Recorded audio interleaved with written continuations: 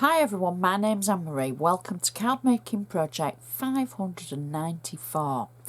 Today we're going to use the Anna Griffin Elegant Engravings Toppers collection, but we're going to use it with a couple of other items. Now, I said a few weeks ago that we're using some of our older items, and I've dug deep for this one. I really do like the Elegant Engravings Card Toppers collection. However, I wanted to mix it up a little bit. And if you have to make a quick card, but you want to add just a little bit of your own creativeness to it, this one is a good one. Now, everything I do use, I should put in a detailed list on my blog, so please be sure to check it out. But I am going to run through with you some of the items. So the first item, I've used the stamps from the Floral Tags and Sentiment collection from Anna Griffin. I've used this particular stamp here, the With Love stamp, and I've also used the rose stamp as well underneath it. If you don't have these, substitute it. It's for the inside of the card, so you could substitute it quite easily with other things you have in your stash. I've also used the mini French fan dies. I've used this particular die here, and I've used the ornate layer and the shadow layer. Then I've used the nesting dies from the Card Making Compendium die set, and this particular set here, and this is for the insert. So, you know, again, don't get too strung up. If you don't have this, cut a rectangle. I'm sure it will work perfectly. Well, I know it'll work perfectly. So don't get too hung up about you don't have these. I know they haven't been in the UK. However, lots of you do have nesting dies of different shapes and sizes. So I'm sure that you'd find something that will work. The base card that we're going to work with is a 7x5" card, and for new viewers, I've used the Anna Griffin Handmade By stamp on the back, and I've added my name so that the recipient will know who's made the card for them. This is just the tutorial number for my reference, because I'm quite forgetful and I need to be kept in order as to know which is which. So that's why that's there. Now I'm going to use my bone folder to make sure I've got a nice sharp crease on the card fold. Doesn't matter whether it's a plain card, a pattern card, wherever it's from, I always do that to make sure it gives me a nice professional looking card crease on the edge, and it just helps it stand up nicely, I think. Okay, so we're going to do the inside of the card first. I said it was a quick card, and it really is. I've taken one of the layers, and this is actually from the Feline Card Topper collection, because I wanted something with a blank centre. You could substitute it with any of the cards Anna's had that's got the pattern around the edge. I've simply taken one of the toppers and trimmed it down. I've got flat double-sided tape on the back, because this is going to be a flat layer inside, and I'm just going to position it inside our card like so. Now, I know many of you like the card insert ideas, and this I think is a really good one. I've used the set of nesting dies to cut one of the layers from the compendium set that matches the shape from the front layer that we're going to use from the Elegant Engraving kit. So I've used the same shape. I've stamped using the Floral Tag and Sentiment stamps, the actual With Love stamp, and then I've stamped the rose as well, both in black permanent ink. I've coloured the rose using bundled sage and peeled paint distress inks. So bundled sage is set 10 and peeled paint is set 5, and fire brick for the rose itself is set 2. The bundled sage is actually round the edge of the card, and that matches perfectly to the colour tones for the front. Now on the bottom of the card, I don't know if you can see this, I've just stenciled slightly through one of the French fan dies and just picking up that little bit of shape that there is. And that again was fire brick, and it was just the lightest of touch using my blending tool with the ink that was already on there. So that's not difficult, it's simply stamping and colouring. And then flat tape on the back, and then I can position this through the centre of our previous layer, like so, and press it down.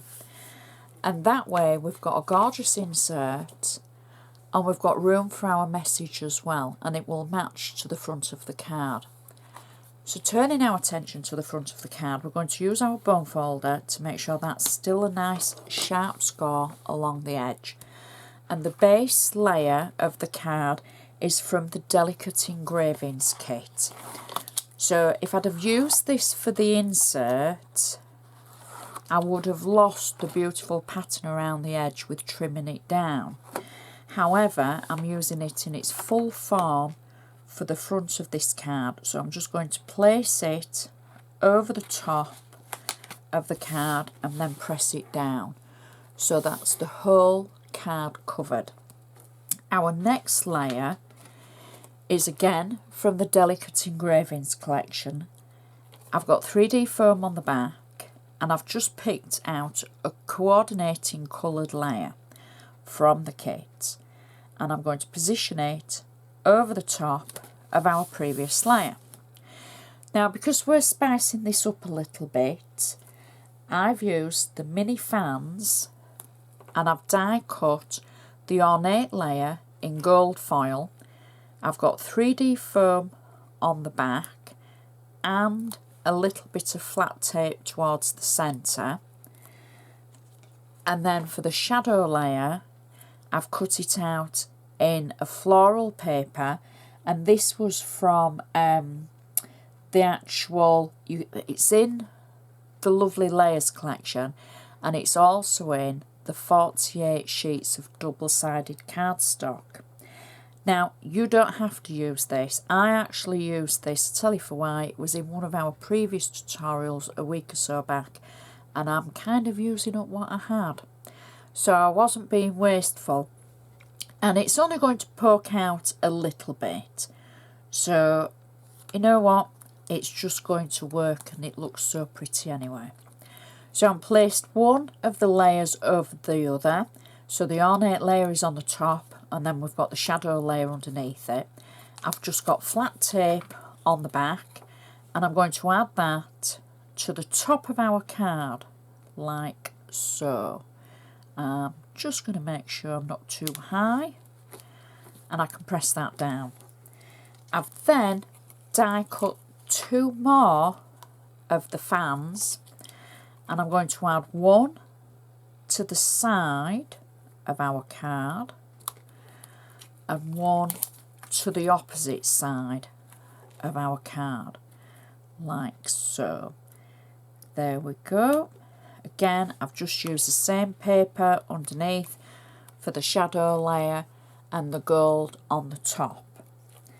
I've then taken a cluster of the flowers from the Delicate Engraving card topper kit. I've peeled the back of it away. Now, if for any reason you have trouble with your stickers, you can add a little bit of glue to the back of them, and then that way it's going to ensure that they stick. Or you can add 3D foam, maybe you want them a little bit higher. So don't be afraid if you want to be 100% sure they stick, add a little bit more glue. I don't normally have trouble, but I just thought I'd point that out. So I'm going to add my flower cluster roughly about there, over the top of the fan at the top, and then I've taken one of the sentiments from the Delicate Engravings collection, the card toppers.